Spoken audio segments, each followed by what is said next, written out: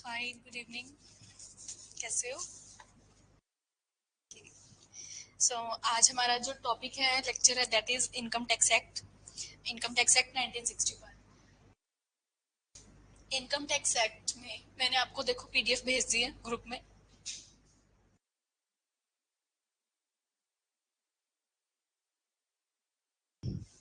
Income tax act जो है, income tax word जो डिराइव हुआ है, that is derived from the word टैक्सचेयर और टैक्सो, जिसका मतलब है कि हमने कुछ इकट्ठा करना है।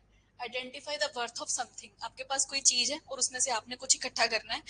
अब उसमें से ये अपने इस देश को, अपने नेशन को स्ट्रांग बनाने के लिए एक वहाँ की जो गवर्नमेंट है, जो वहाँ के लोग वहाँ को गवर्न कर रहे होते हैं कंट्री को, उन्हें कुछ फंड्स की रिक्वायरमेंट होती है। तो वो फंड्स वो कहाँ से लेते हैं? वो वहाँ के जितने भी सब्जेक्ट्स होते हैं, सब्जेक्ट्स आर द पीपल, वो उनके ऊपर अपना जो टैक्स है इम्पोज कर देते हैं in different kind of various kind of taxes, like direct tax, indirect tax. हमारे पास डायरेक्ट टैक्स में इनकम टैक्स आ जाता है और इनडायरेक्ट टैक्सेस में हमारे पास जीएसटी वगैरह अदर टर्म्स आ जाती हैं। तो यहाँ पर ये हमारा वर्ड का इंट्रोडक्शन था। जो हमारा इसमें हमारा इनकम टैक्स एक्ट है, ये आया 1961 में, जो कि हमारे पास इनकम टैक्स डिपार्टमेंट ने बना के दिया। इसके अंदर हमारे पास 298 सेक्शंस हैं, 23 चैप्टर्स हैं एंड 14 शेड्यूल्स हैं। ठीक है, जो हम पढ़ेंगे। अब हम देखते हैं कि इवोल्यूशन कैसे हुआ हमारे पास इनकम टैक्स एक्ट का। हमारे पास इवोल्यूशन इसका हुआ है, सर जेम्स विलियम्स एक पर्सन थे जो जिन्होंने 1815 में क्या किया, फाइनेंस मिनिस्टर की हेल्प से इन्होंने इनकम टैक्स एक्ट जो है हमारी कंट्री में इंट्रोड्यूस किया। उन्होंने देखा कि हमारे यहाँ पर जब म्यूटिनी हुई थी ना 1857 की, 1857 की म्यूटिनी के बाद इन्होंने देखा कि हमारे देश में, कंट्री में जितना एसेट था, कितना लॉस हुआ है, हमारे पास क्या बचा है। तो इन सबको मेजर करने के लिए उन्होंने different kind of taxes committees बनाई। कमेटीज में जब बिल पास हुआ तो हमारे पास सबसे पहला हमारा जो इनकम टैक्स एक्ट है वो था हमारा 1850 का। ठीक है, नहीं सॉरी, 1860 में, क्योंकि 1857 में हमारी म्यूटनी हुई थी। 1857 के बाद 2 साल बाद जब सब कुछ ठीक हो गया था तो 1860 में पहली बार ये ड्राफ्ट हुआ था। इसके 26 ईयर्स के बाद हमारे पास जो दूसरा हमारा एक्ट है वो हमारे पास आया था 1886 में। 1886 के बाद दोबारा से फिर ये रिवाइज हुआ 1918 में। 1918 के बाद इसमें अमेंडमेंट्स होते होते फिर ये 1922 बन गया। 1922 के बाद जब हमने देखा गवर्नमेंट ऑफ इंडिया आई, 1956 में ये फिर से लॉ कमीशन के पास चला गया। लॉ कमीशन में जाने के बाद फिर हमारा यूनियन बजट आया, जहां पर 1961 में हमारे पास ये जो पिक्चर में आ गया था। ठीक है, इसके बाद हम देखते हैं कि फीचर्स क्या है हमारे पास इनकम टैक्स एक्ट के। इनकम टैक्स एक्ट क्या है? Income tax is a form of direct tax.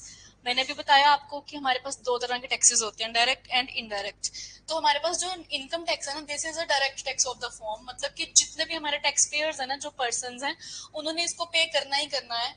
और central government of India control this form of taxation. Central government हमारी फॉर्म इसको बनाती है, क्योंकि बिल वगैरह जो भी है ऊपर पार्लियामेंट में बनते हैं, हाउस में, तो वहां पर सेंट्रल गवर्नमेंट बना रही है इन सबको और यहाँ पर ये है किसके ऊपर एप्लीकेबल होता है जो हमारा इनकम टैक्स है? पिछले साल की जो हमारी इनकम अर्नड है, बेसिकली एक साल की इनकम के ऊपर हमने टैक्स पे करना होता है। और वो इनकम कौन सी होती है? जो आपने लास्ट ईयर में अर्न की होती है। अभी जैसे हमारा असेसमेंट ईयर क्या है? 24। में जिस साल में हमने टैक्स देना होता है ना, उसको हम बोलते हैं असेसमेंट ईयर। इस असेसमेंट ईयर में हम जो टैक्स पे करेंगे वो पिछले साल की इनकम पे करेंगे, क्योंकि लिए वो कहते हैं एक साल में हमने जितना कमा लिया ना, उस इनकम पे आप अगले साल टैक्स देंगे। मतलब प्रीवियस ईयर की इनकम पे नेक्स्ट असेसमेंट ईयर में हम टैक्स पे करते हैं। समझ आया? नेक्स्ट इज हमारे पास ये है, हमेशा प्रोग्रेसिव नेचर का टैक्स होता है, मतलब कि पहले 0% टैक्स, फिर इसका रेट बढ़ता जाता है। डिफरेंट स्लैब्स होती हैं हमारे पास टैक्स की, जैसे पहले 0%, फिर 5%, फिर 10%, फिर 20%, 30, एंड फिर सरचार्ज, सेस, एटसेट्रा एटसेट्रा। तो this is a kind of progressive tax. इसके ऊपर हमारे पास डिडक्शंस जो है एप्लीकेबल होती हैं। इसके बाद हमारे पास आ जाते हैं चैप्टराइजेशन। ये हमारे 23 चैप्टर्स हैं, जिसमें सबसे पहला चैप्टर हमारा इंट्रोडक्शन है, बिगिनिंग, डेफिनेशंस आ जाती हैं। उसके बाद है कि हमारी कौन सी इनकम इनकम है और कौन सी इनकम इनकम नहीं है।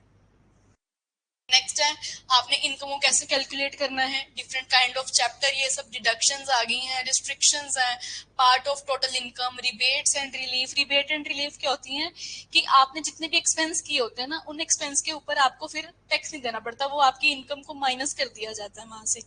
तो ये सब हमारे पास होते हैं rebates. Rules of tax calculation, non residents के लिए क्या रूल्स हैं, नॉन रेजिडेंट्स कौन होते हैं यहाँ पर, जो हमारे इंडिया के लोग हैं पर इंडिया से चले गए हैं, उनके लिए क्या कोई किसी तरह का बेनिफिट्स हैं क्या, उन्हें भी टैक्स पे करना पड़ेगा। हमारे जो यहाँ पर लोग रहते हैं ना, टैक्स पेयर्स हैं, रेजिडेंशियल रेजिडेंट्स हैं, उनको 3 कैटेगरी में डिवाइड किया गया है। एक तो ऑर्डिनरी रेजिडेंट्स, एक नॉट ऑर्डिनरी रेजिडेंट्स, और एक होते हैं हमारे पास एनआरआईज मतलब नॉन रेजिडेंट। अब इनमें फर्क क्या है, सबसे पहले तो ऑर्डिनरी रेजिडेंट क्या होगा, जो इंडिया में ही रह रहा है continuously, he is living in India, वो कहीं बाहर नहीं जा रहा है, ऑर्डिनरी रेजिडेंट है, तो उसकी जितनी भी इनकम उसने इंडिया में अर्न करी है ना, उसकी सारी की सारी जो इनकम है वो टैक्सेबल होगी as per the taxation act.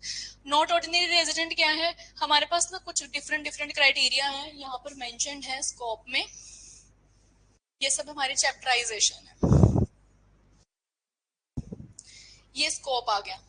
ये हमारे पास ना ये टेबल बना रखी है, residents, resident and ordinary resident, resident but not ordinary resident, उसके बाद नॉन रेजिडेंट ऑफ इंडिया। हमारे पास ये इनकम क्या है, इनकम की कैटेगराइजेशन होगी, जो इंडिया में इनकम अर्न करी है, ये वाली इनकम तो आपने टैक्स देना ही देना है। मतलब ऑर्डिनरी रेजिडेंट है ना, जो इंडिया में रह रहा है, उसने तो टैक्स देना ही, उसने कौन सी, उसकी कोई बाहर की इनकम है और उसके ऊपर कोई टैक्स लगना ही नहीं, तो उसी पे तो वो टैक्स नहीं देगा। बाकी जितने भी कोई पर्सन इंडिया में रह रहा है और उसने कहीं से भी इनकम डिराइव करी है, तो ऑर्डिनरी पर्सन को तो टैक्स देना ही पड़ेगा। और नॉट ऑर्डिनरी पर्सन क्या है कि जो इंडिया में तो रह रहा है बट उसकी ना हमारे पास कुछ 4 कंडीशंस होती हैं कि वो पिछले साल 182 डेज यहाँ रहा हो, या फिर उससे प्रीवियस ईयर वो हमारे पास पूरा पिछले 4 सालों में टोटल 365 डेज वो इंडिया में रहा हो। इस तरह की कुछ कंडीशंस हैं, बट कंडीशंस हमारे पेपर के लिए इंपॉर्टेंट नहीं थी, तो इसलिए मैंने यहाँ पर मेंशन नहीं की। ठीक है, ये सिर्फ रेजिडेंट एंड नॉन रेजिडेंट को समझने के लिए थी। 4 कंडीशंस हैं, 2 कंडीशन है सॉरी, कि अगर तो आप पिछले साल में 182 डेज इंडिया में रहे हैं तो आप ऑर्डिनरी रेजिडेंट हैं। अगर आप 182 डेज नहीं रहे हो तो उसके या तो पिछले साल में 60 दिन रहे हो, या फिर पिछले 4 सालों में टोटल 365 डेज। ठीक है, और इसके साथ एक कंडीशन और है कि इसके साथ साथ 2 कंडीशन है कि पिछले 11 सालों में क्या आप 365 दिन तो रहे होंगे, और या फिर पिछले 7 सालों में आप यहाँ पर 730 डेज रहे हैं। ठीक है, ये इसलिए कि ये टैक्सेशन मतलब उसका थोड़ा मैथमेटिक आ जाता है, कैलकुलेशंस करनी पड़ती हैं, ये हमारे पेपर में क्वेश्चन नहीं आते हैं। मैंने इसमें क्वेश्चंस लास्ट में ऐड किए हुए हैं जो उनसे हमारे पेपर में क्वेश्चन आएंगे एआईबी के।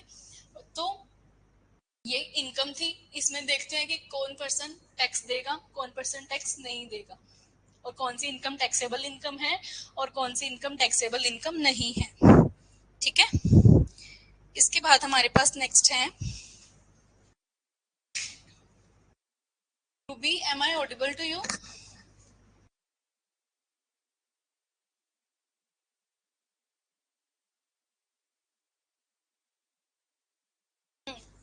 अब हम आते हैं इसके प्रियम्बल पे। हमारे पास इंडियन टैक्सेशन एक्ट का जो प्रियम्बल है, प्रियम्बल क्या कहता है, an act to consolidate and amend the law relating to income tax and super tax. हमारे पास यहाँ पर जो ये लॉ बनाया ना, अब इसमें टर्म आ गई कंसोलिडेटेड, मतलब कि अपने आप में कंप्लीट लॉ है, इनकम टैक्स को किसी चीज की और जरूरत नहीं है। तो अगर आपके पास क्वेश्चन आता है कि whether the income tax act is exhausted और नॉट, तो दिस इज एग्जॉस्टेड। इसमें हम सिर्फ इनकम टैक्स के रिगार्डिंग बात करेंगे।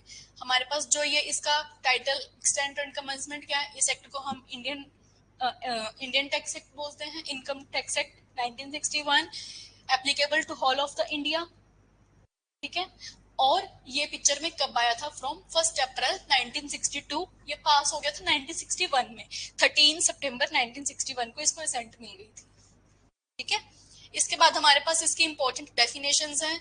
इंपॉर्टेंट डेफिनेशन में सबसे पहले हमारे पास है 27 असेसी।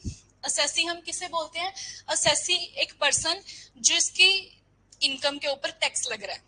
ठीक है, फॉर एग्जाम्पल मैंने टैक्स पे करना है, तो मेरे को क्या बोलेंगे, आई एम द असेसी। ठीक है, every person in respect of whom any proceeding under this has been taken from the assessment of his income and assessment of the fringe benefits. जिसको भी benefits मिले हैं, जिसकी इनकम के ऊपर tax लग रहा है, वो पर्सन को हम बोलते हैं असेसी. उसके बाद है असेसमेंट. असेसमेंट कब क्या होती है?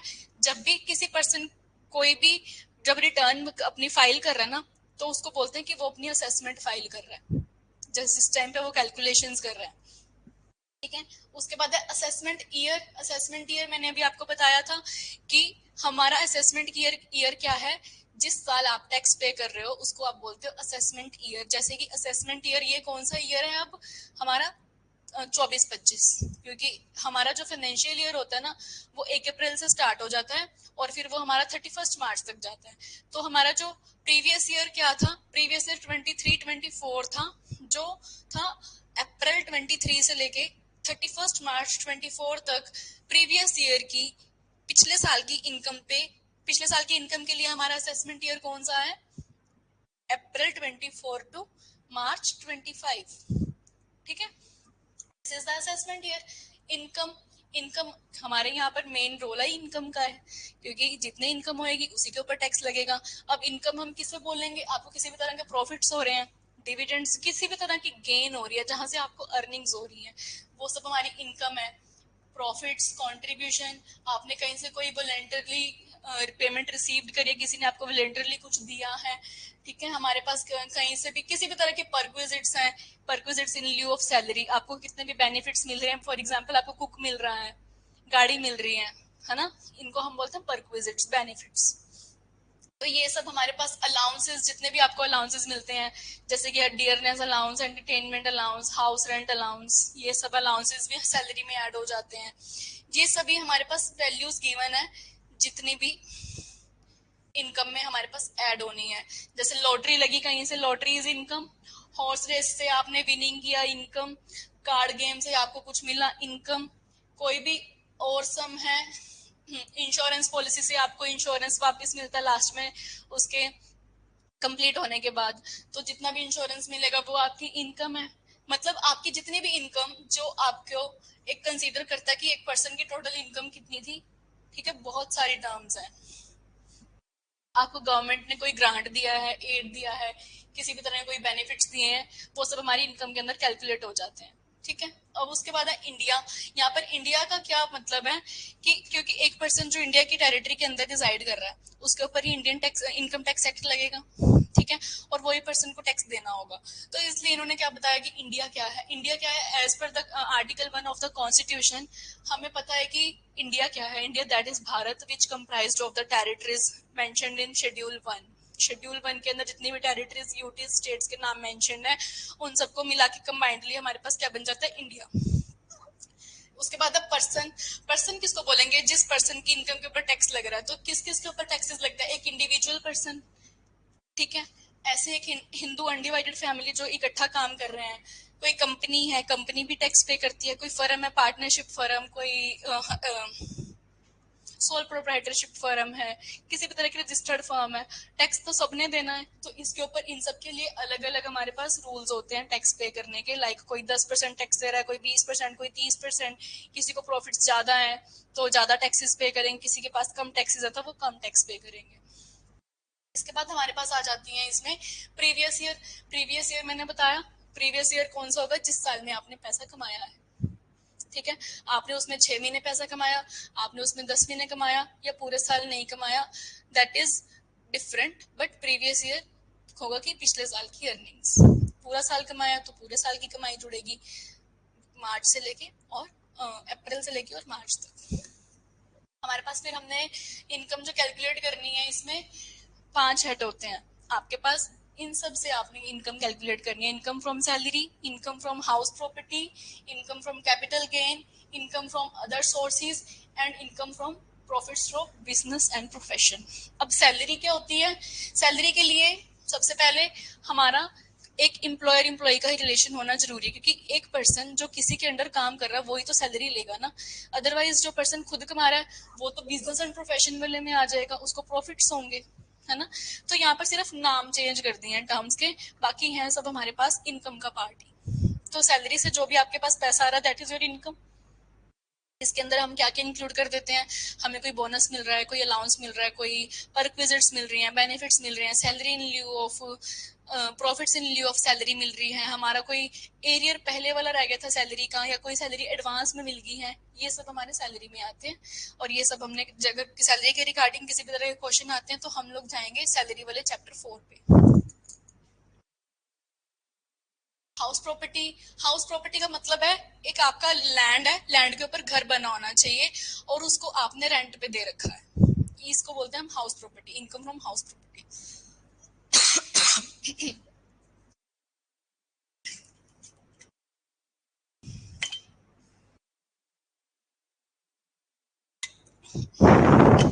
जैसे कई पर्सन क्या है ना, अपने घर में ही अपना ऑफिस खोल लेते हैं, है ना, उनको वहां पे इनकम होती है, तो क्या हम उसको भी हाउस इनकम बोलेंगे, income from house property? What you think? नहीं, क्योंकि लिए वो पर्सन ने वहां पर अपना एम्प्लॉयमेंट, अपना बिजनेस खोला हुआ है, उसको वो जो इनकम हो रही है ना वहां से, वो उसका बिजनेस या उसके प्रोफेशन की वजह से हो रही है। फॉर एग्जांपल उसने वहां पर अपना ऑफिस बना रखा है, चैम्बर बना रखा है, तो चैम्बर प्रोफेशन हो गया, तो वहां पर उसके काम से इनकम आ रही है, घर से इनकम नहीं आ रही है, वो वहां पर बैठ के काम कर रहा है, ठीक है, तो वो वाली इनकम उसके कहाँ चली जाएगी, बिजनेस एंड प्रोफेशन में चली जाएगी। तो ये डिफरेंस होता है हाउस प्रॉपर्टी को सिर्फ इनकम जो है समझने में थोड़ा डिफरेंट क्या है कि आपने वो प्रॉपर्टी रेंट पे दे रखी है, आपकी रेंटल इनकम, आपकी जो रेंटल इनकम है, जैसे चंडीगढ़ में लोग करते हैं, आपको रेंट पे घर दे दिया, रजिस्टर नहीं कराएंगे, आपसे पैसे भी कैश लेंगे, है ना, ताकि किसी को पता ना चले कि ये लोग घर से पैसा कमा रहे हैं, इन्होंने घर को कमर्शियल पर्पजेस के लिए या रेजिडेंशियल पर्पजेस के लिए लेट आउट किया हुआ है, और ये लोग फिर टैक्सेस नहीं देते हैं, तो मतलब वो लोग टैक्स चोरी कर रहे हैं। It is an offence as per the income tax act 1961, ठीक है। तो हमारे पास हाउस प्रॉपर्टीज है, जब भी हम उसको रेंट पे देके और पैसा कमाते हैं, that is the income tax, हमारे पास income from the house property. इसके बाद हमारे पास नेक्स्ट इनकम है income from profits and gain of business and profession. Business and profession में क्या है, अब आपका किसी भी तरह का बिजनेस है, आप चाहे वो घर में बैठे कर रहे हो चाहे बाहर से कर रहे हो, आपका घर से बैठ के जब हम बिजनेस करते हैं तो उसको हम क्या बोलते हैं कि this is income from my business और द प्रोफेशन। अगर मैंने अपना घर में ही कोई भी ऑफिस बना लिया है, मैंने अपना वहां पर क्लिनिक खोल लिया है, ऑफिस खोल लिया है, तो मुझे जो भी बेनिफिट्स आएंगे तो वो सब डिफरेंट है, ठीक है। यहाँ पर इससे जितनी भी इनकम होती है उसको हम बोलते हैं प्रॉफिट एंड गेन्स, सामने सरप्लस होना चाहिए ट्रेड में। नेक्स्ट है income from capital gain. Capital gain like जब हम कोई भी एसेट बेचते हैं, एसेट लाइक क्या होता है, हमारी प्रॉपर्टी। हमारे पास कैपिटल गेन दो तरह का होता है, एक शॉर्ट टर्म कैपिटल गेन और एक होता है long term capital gain. Long term capital gain किसको बोलते हैं, कि जो चीजें ना आप डेली नहीं बेच सकते या डेली नहीं खरीद सकते। फॉर एग्जाम्पल आपने कोई घर खरीदना है, आप डेली नहीं खरीद सकते, है ना, तो जब आपको घर बेच रहे हो, कोई प्लॉट बेच रहे हो और उससे आपको इनकम हो रही है, तो उसको हम बोलते हैं कैपिटल गेन। कैपिटल का मतलब है एक बहुत बड़ी अमाउंट में आपको कुछ इनकम रिसीव हुई है। बहुत बड़ी अमाउंट में तो इनकम हमें कब रिसीव होगी, जब हम कोई ऐसे परमानेंट नेचर की चीज को बेचेंगे, लैंड बेच दिया, हाउस बेच दिया, मैंने अपना कोई भी मेरे पास एसेट था, गाड़ी बेच दी, हाँ, सेल ही आएगी, क्योंकि गेन की बात हो रही है ना, तो गेन कैसे होगा, सेल से होगा। अगर आप परचेज कर रहे हो तो दैट इज योर लॉस।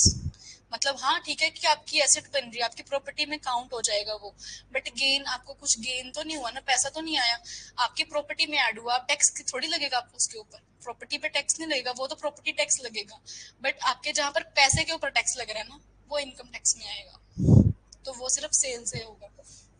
ऐसे ही हमारे पास यहाँ पर लाइकवाइज एक होता है शॉर्ट टर्म कैपिटल गेन। अब शॉर्ट टर्म कैपिटल गेन में जैसे कि मैंने ये अपना बेंचेस बेच दिए, ठीक है, अच्छी अमाउंट में मेरे को कुछ मिल गया, गेन हो गया। मेरे पास कोई फ्रिज था, मैंने बेच दिया, फ्रिज तो मैं चेंज कर सकती हूँ ना फ्रिक्वेंटली, 2 महीने में, 4 महीने में, जैसे भी as per the my convenience, ठीक है। तो मतलब जो चीजें हैं कि हाँ मैं इनको डेली बेसिस पे बेच के और कुछ कमा सकती हूँ, तो उसको हम बोलते हैं शॉर्ट टर्म कैपिटल गेन, मतलब कि 1 साल में, 2 साल में। लॉन्ग टर्म होता है कि कम से कम एक बंदे ने एक चीज खरीद ली है ना, तो वो 4 5 5 साल से ज्यादा चलेगी, तो वो लॉन्ग टर्म है। और शॉर्ट टर्म क्या है कि 5 साल से कम जब चलती है, 1 साल से 5 साल तक चलती है, उसको हम बोल देते हैं शॉर्ट टर्म, ठीक है। और इनकम फ्रॉम अदर सोर्सेज, इसके अलावा हमारे पास इस जितनी भी इनकम बचती है उसको हम अदर सोर्सेज में डाल देते हैं। फॉर एग्जांपल आपने कहीं पर इन्वेस्ट किया हुआ है शेयर्स में, शेयर्स पे आपके पास जितनी भी इनकम आ रही है as in the form of dividend, कोई आपको बोनस मिल गया, ठीक है, कोई लॉटरी, लॉटरी के अलावा कोई और आपकी लॉटरी लग गई तो अदर इनकम में जाएगी। ना ही तो वो प्रोफेशन हुआ लॉटरी, ना ही वो हाउस प्रॉपर्टी से इनकम है, ना ही वो सैलरी से इनकम है, तो लॉटरी भी यहाँ पर आ जाएगी। आपने कोई कार्ड गेम जीती, आपके पैसे यहाँ पर आएंगे। आपको कोई सट्टा खेला, मैच, यहाँ पर पैसे। तो अदर सोर्सेज हमारे पास क्या है, जो पिछले 4 हेड में कवर नहीं हुआ वो अदर प्रॉपर्टी में आ जाएगा। और एक होती है हमारी एग्रीकल्चर इनकम। एग्रीकल्चर इनकम क्या है, एग्रीकल्चर इनकम सारी की सारी नॉन टैक्सेबल इनकम होती है। एग्रीकल्चर इनकम जो एग्रीकल्चर लैंड से हुई है, जो आपने कल्टीवेशन करी, उस कल्टीवेशन को बेच के आपके पास जितना भी पैसा आता है, प्रोड्यूस आता है, उसको हम बोलते हैं एग्रीकल्चर इनकम, ठीक है। उसके बाद हमारे पास हमने टोटल इनकम कैलकुलेट करने के लिए इन पांचों हेड को टोटल करना है, उनमें कुछ पर्टिकुलर अपनी अपनी डिडक्शंस हैं, उनको माइनस कर देना है वहां से।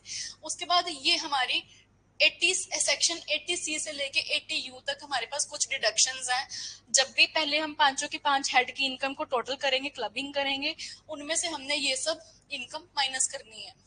ऑलमोस्ट सभी में हमें 1.5 लाख तक की कट मिल जाता है। जैसे कि हमारे पास है 80C के according aggregate of 80C, 80CCC and 80CCD, इसमें हमारे पास ये पेंशन आती है, ठीक है।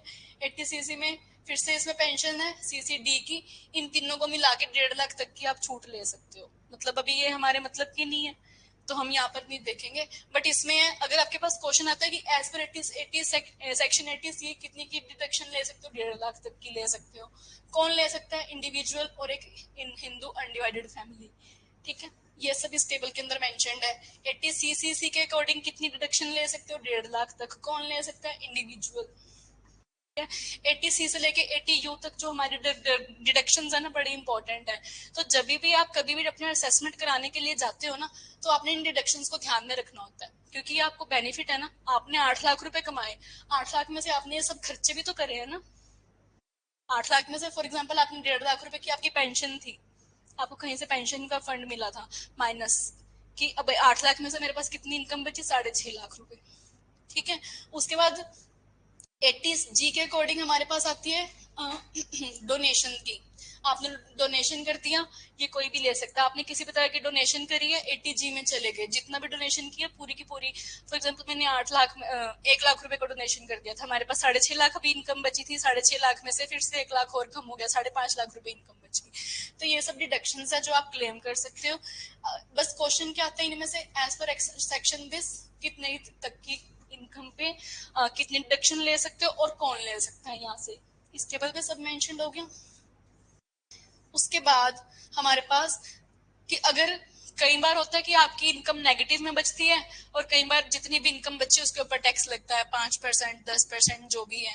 हमारे पास आजकल के टाइम पे जो न्यू असेसमेंट स्लैब है, ये क्या है, 3.5 लाख की तक की इनकम पे कोई टैक्स नहीं है। 3.5 लाख से 7 लाख तक पे 5% है, 7 लाख से 10 लाख तक फिर 10% टैक्स है, उसके बाद 10 लाख से ऊपर 20% टैक्स है, ठीक है। और अगर आपके पास वहां पर लॉसेस बचते हैं, तो लॉसेस को कैसे कवर करोगे।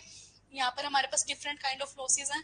टाइप ऑफ लॉसेस, बिजनेस में लॉस हुआ, कहाँ से कवर करोगे उसको, कौन सी बिजनेस का लॉस बिजनेस की इनकम से ही कवर होगा। कितने साल तक, एक जो लॉस हुआ है उसको 8 साल तक कैरी फॉरवर्ड कर सकते हैं। ये हमारे लॉसेस लिखे हुए हैं यहाँ पर कि कितने टाइम तक हम इसको कैरी फॉरवर्ड कर सकते हैं। उसके बाद इसमें हमारे पास है लैंडमार्क जजमेंट्स, और हमारे पास यहाँ पर हमारे इसमें जो क्वेश्चंस हैं, जैसे कि आपने अपील करनी है, केस डालना है कोई भी, उसके लिए प्रोसीजर मेंशन है, तो आप उसके वहां पर ट्राइब्यूनल्स वाले चैप्टर पे चले जाएंगे। कितनी तरह की ट्राइब्यूनल्स हैं, अपील में जाना है, अपील में कैसे जाओगे, डिस्ट्रिक्ट कोर्ट में और फिर हाई कोर्ट में। तो फिर वहां पर जो प्रोसीजर है वो वाला चैप्टर वहां से मेंशन हम खोलेंगे, ओपन करेंगे और देखेंगे। सिर्फ इतना ही है इसमें, इसी तरह के क्वेश्चंस आते हैं। इसके लैंडमार्क जजमेंट्स हैं। लैंडमार्क जजमेंट्स में ये सबसे पहले जो है इसमें लिखा हुआ है इनकम के बारे में बता रखे कि आपको जो कमीशन मिला है, commission is the part of income और नॉट। नेक्स्ट है यहाँ पर रेजिडेंशियल के बारे में बता रखा है कि कौन पर्सन रेजिडेंट होगा। कई बार रेजिडेंशियल पर्पसेस को लेके हमारे पास डिस्प्यूट हो जाता है, जिसमें हम लोग क्या देखते हैं, कि अभी किसी पर्सन की तो सारी की सारी इनकम टैक्सेबल है, नॉट रेजिडेंट पर्सन की आधी इनकम टैक्सेबल है, आधी नहीं होती, और नॉन रेजिडेंट की सारी नॉन टैक्सेबल है, कुछ कुछ इनकम ही उसकी टैक्सेबल होती है। तो यहाँ पर ये डिसाइड किया हुआ है इस केस के थ्रू। फिर नेक्स्ट है सीआईटी वर्सेस आरआर भजोरिया। इसमें क्या बोला, ये सैलरी के रिगार्डिंग है। इसमें सैलरी के रिगार्डिंग जितने भी आपको कुछ भी मिल रहा है ना, अलाउंसेस वगैरह, वो सब सैलरी में इंक्लूड होते हैं। Next CIT versus powder cement. इसमें भी यही बोला है कि कोई प्रॉपर्टी है, हाउस प्रॉपर्टी पे टैक्स कौन पे करेगा, ओनर पे करेगा। तो ओनर कौन होगा, ये इस केस में चेक किया गया था कि वेदर जो पर्सन क्लेम कर रहा है कि वो सही से ओनर है क्या नहीं है। नेक्स्ट है Alembic chemical work versus CIT. CIT का मतलब है कमिश्नर ऑफ इनकम टैक्स, ठीक है। इसमें भी क्या देखा गया था कि आपके पास जो बिजनेस और इनकम, बिजनेस और प्रोफेशन से जो इनकम हो रही है वो क्या बिजनेस और प्रोफेशन से ही हो रही है, जितना भी आपके पास प्रॉफिट्स हैं, गेन्स हैं, ठीक है। इसके बाद इसमें क्वेश्चंस हैं, देखो क्वेश्चन में कैसे हैं, but is the maximum duration. कोई भी पर्सन जो है इनकम टैक्स एक्ट के अकॉर्डिंग कितने दिन तक बाहर रह सकता है, 182 डेज, ठीक है। फिर हमारे पास है इनकम में क्या क्या आएगा, sub section 2 and sub section 24 हमारा ये डिफाइन करता है। फिर हमारे पास what is a term of income tax outside India. इसमें है फॉरेन इनकम जो हमारी टैक्सेबल नहीं होती है। फिर उसके बाद है टैक्सेशन में एग्रीकल्चर इनकम है, वो कहाँ पर डिफाइंड है, 21A में। ये आपको पेयर एक्ट जब खोलोगे ना डेफिनेशंस में ही मिल जाएगा। उसके बाद है इंडिविजुअल डिडक्शन कहाँ पर क्लेम कर सकते हैं, 80C में। कितने अमाउंट तक की डिडक्शन, जैसे 80C के हिसाब से कितने तक की डिडक्शन, 1,50,000। फिर हाउस प्रॉपर्टी कहाँ पर मेंशन है, सेक्शन 22 में। मतलब बेसिक क्वेश्चन है। अब यहाँ पर long term capital gains on equity shares and shares oriented, यहाँ पर कितना रेट है, 10%। ये लॉन्ग टर्म कैपिटल गेन्स में मेंशन है, वहां पे जो उस चैप्टर में जाएंगे। फिर हमारे पास है सेक्शन 80 के अकॉर्डिंग एक पर्सन 60 का कब होगा, कितनी इनकम उसकी जो है अलाउड है, 25,000 टेबल के अंदर मेंशन है, डिडक्शन कितने की ले सकते हैं। ऐसे income tax act deal with taxation of income from other sources. Other sources वाला हमने पढ़ा था सबसे लास्ट है, कहाँ पर कौन से सेक्शन में डिफाइंड है, सेक्शन 56 में डिफाइंड है। टैक्स पेयर है, जो टैक्स पेयर है जिस इनकम पे वो टैक्स दे रहा है उसको हम क्या बोलते हैं, डायरेक्ट टैक्स। डायरेक्ट टैक्स हमारा क्या है, इनकम टैक्स। और जितने भी हमारे टैक्सेस लग रहे हैं इंडिया में, उसके लिए कौन रिस्पॉन्सिबल है, कौन हैंडल कर रहा है, मिनिस्ट्री ऑफ फाइनेंस। वो ही डिस्क्राइब करती है कितनी इनकम पे टैक्स लगेगा, कैसे लगेगा। अच्छा, अगर किसी पर्सन की एडवांस हमारे पास उसकी इनकम पे पैसे काट लिए गए हैं, तो वहां पर किसने काटे हैं पैसे, कैसे काटे हैं, तो वो उसको बोलते हैं टैक्स डिडक्टेड सोर्स। मतलब किसी ने आपको पैसे दिए हैं ऑलरेडी टैक्स काट के, तो उसको हम बोलते हैं TDS. What is the maximum limit, saving bank account में हमारे पास है 10,000। 10,000 तक की आप यहाँ पर एग्जाम्पशन ले सकते हो, ये भी मेंशन है सेक्शन 80C वाले में। यहाँ पर हाउसिंग लोन पे कितने तक की सेल्फ ऑक्यूपाइड प्रॉपर्टी में 24B के अकॉर्डिंग डिडक्शन जा सकती है, 2 लाख तक की डिडक्शन जा सकती है। Under section 44AD the prospective income, 2 crore पे हमारे पास कितना इंटरेस्ट लगेगा 44AD के हिसाब से, 10%। ये भी हमारे पास उसी चैप्टर में मेंशन होगा। बट ये देखो सब जो है नॉर्मल क्वेश्चंस हैं, नॉट टैक्सेबल। ये सब हमारे पास, मैंने आपको बताया कि सारी की सारी इनकम टैक्सेबल है, सिर्फ agriculture income is not taxable. आपने जब कहीं से पैसा छुपाया है, आप उसको कम कर रहे हो टैक्स को, तो आप क्या कर रहे हो, टैक्स अवॉइड कर रहे हो। इवेड होता है अपनी कि बिल्कुल भी देना ही नहीं, अवॉइड होता है कि जब आप कम की ज्यादा बन रहा है आपका टैक्स और आप कम दे रहे हो, तो अवॉइड कर रहे हो।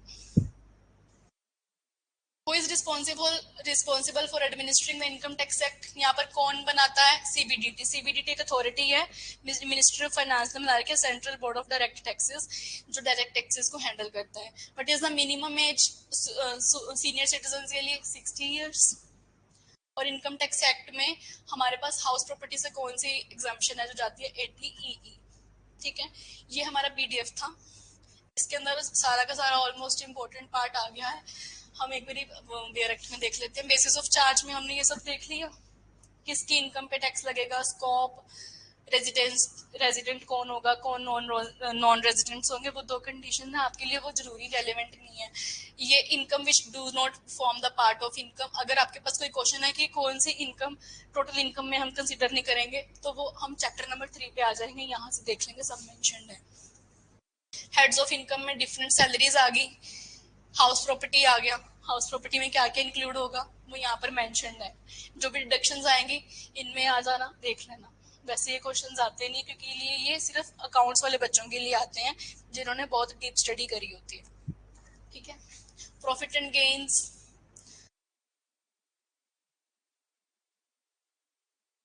कैपिटल गेन्स, कैपिटल गेन्स में हमारे पास क्या क्या इंक्लूड होगा, ये सब इसमें आ जाएंगे। घर बेच रहे हो, कोई लैंड बेच रहे हो, किसी तरह के अपने व्हीकल्स बेच रहे हो, अदर सोर्सेज में क्या क्या है। और उसके बाद है कौन से पर्सन जिनकी इनकम हम साथ में कंसीडर करेंगे कि that is the income of the assessee. जैसे फॉर एग्जांपल एक पर्सन है, उनकी वाइफ को थोड़ी बहुत इनकम हो रही है घर से, ठीक है, वो अपने घर बैठे कुछ पैसे कमा रही है सिलाई से या कुछ भी, तो उस लेडी की जो इनकम है उसके हस्बैंड की इनकम के साथ क्लब हो जाती है। बच्चे ने कोई इनकम कमाई है, पर बच्चा क्या है, अभी रजिस्टर्ड टैक्स पेयर नहीं है, तो बच्चे की इनकम को हम फादर की इनकम में इंक्लूड कर देते हैं, माइनर बच्चे की। तो ये ऐसे पर्सन है जिनको इंक्लूड हो जाएगी। एग्रीगेशन ऑफ इनकम, आपने एग्रीगेट क्या क्या करना है वो सब हमारे पास चैप्टर 6 में मेंशन है।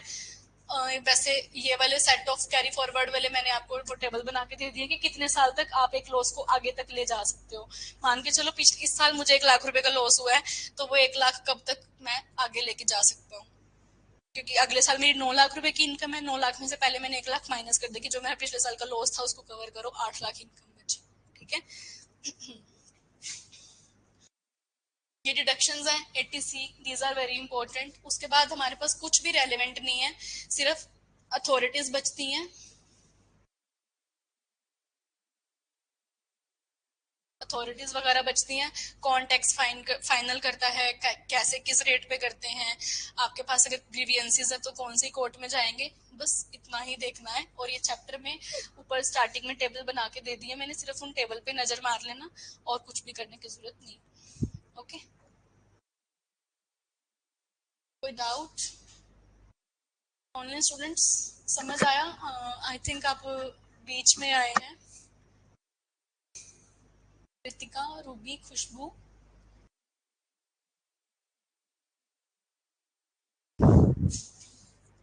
फिर भी किसी तरह का डाउट आता है मुझसे पूछ लेना।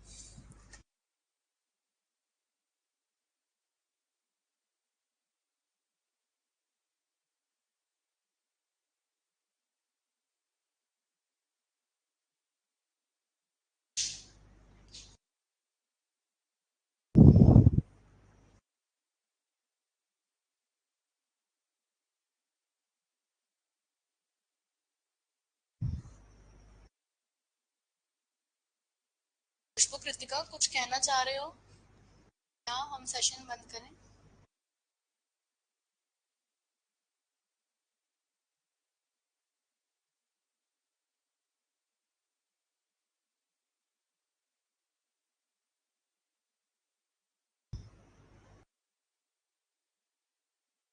ओके, बस जितना पीडीएफ में है ना उतना ही रिक्वायर्ड है। अगर इसके अलावा कोई क्वेश्चन आते हैं तो आपको साथ ही डायरेक्ट से मिल जाएंगे, सिर्फ आपने चैप्टर की हेडिंग देखनी है और उस चैप्टर पे जंप कर जाना है वहां से। ठीक है, सैंपल क्वेश्चन मैंने इसमें डाल दिए हैं, अब देख लेना। कोई और डाउट हो कुछ हो तो मुझे ग्रुप में मैसेज डाल देना, I will get it. Thank you, have a nice day. We are winding session.